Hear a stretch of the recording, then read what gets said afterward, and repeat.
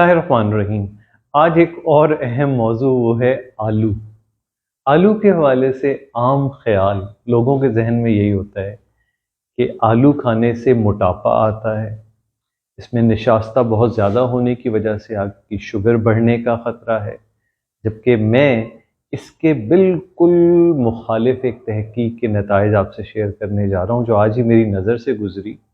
उसमें उन्होंने बहुत से ऐसे मरीज़ जिनको शुगर थी, जिनको मोटापा था, जिनको ओवरवेट था, उनमें एक ग्रुप को खाने या ग़िज़ा में आलू की मकदार एक मुनासिब हद तक शामिल रखी मुख्तलिफ़ तरीक़ों से, और दूसरे ग्रुप में आलू की मकदार नहीं दी गई।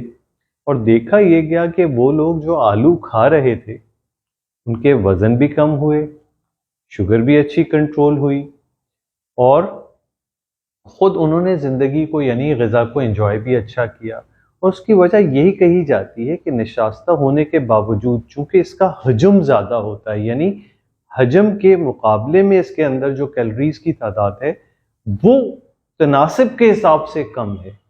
इस वजह से आलू खाने से इंसान की भूख जल्दी कंप्लीट हो जाती है या पेट भर जल्दी जाता है, तो आप उतनी ज़्यादा मकदार में खाना नहीं खाते तो ओवरऑल कैलोरी काउंट आपका कम हो जाता है। ये एक अहम जुज़ इस हवाले से। और हम देखते हैं कि सदियों से ये एक ऐसी चीज़ है जो लोग अपनी ग़िज़ा में इस्तेमाल कर रहे हैं और मुख्तलिफ़ चीज़ों के साथ इस्तेमाल करके ग़िज़ा के मुख्तलिफ़ तरीक़ों से और ग़िज़ा में लज़्ज़त का बाइस भी बनती है।